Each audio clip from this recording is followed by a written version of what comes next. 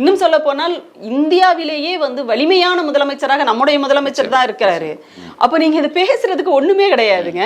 இன்னைக்கு நீங்க எல்லா இந்தியாவுக்கு முன்னோடியான திட்டங்கள், முன்னோடியான சட்டங்கள், அதை எல்லாத்தையும் தாண்டி தீர்ப்புகளையே நம்ம தான் வாங்கி கொடுத்துட்டு இருக்கோம். இந்தியாவுக்கான தீர்ப்புகளை நாம வாங்கி கொடுத்துட்டு இருக்கோம். இன்னைக்கு நம்முடைய முதலமைச்சர் போட்ட, திமுக அரசு போட்ட அந்த வழக்கு தான் பாத்தீங்கன்னா ஆளுநருக்கு எதிராக ஒட்டுமொத்த மாநிலத்துக்குமே கொடுத்திருக்கு. அந்த தீர்ப்பை ஒவ்வொரு மாநிலத்துக்குமே வந்து சுற்றறிக்கையாக அனுப்ப சொல்லி உச்சநீதிமன்றம் வந்து சொல்லுது. அப்படின்னா இது எல்லா மாநிலத்தினுடைய ஆளுநர்களுக்கும் இது பொருந்தும் அப்படிங்கிறது தானே பொருள். இது அப்போ ஒட்டுமொத்த இந்தியாவுக்குமே சமூக நீதி அரசியலில் வழிகாட்டக்கூடிய முதலமைச்சராக இன்றைக்கு தமிழ்நாடு முதலமைச்சர் மட்டும்தான் இருக்காரு.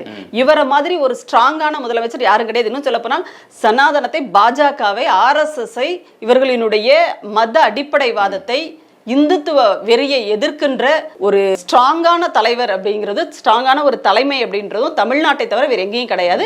அது திராவிட மாடல் அரசினுடைய முதலமைச்சர் தான் அது.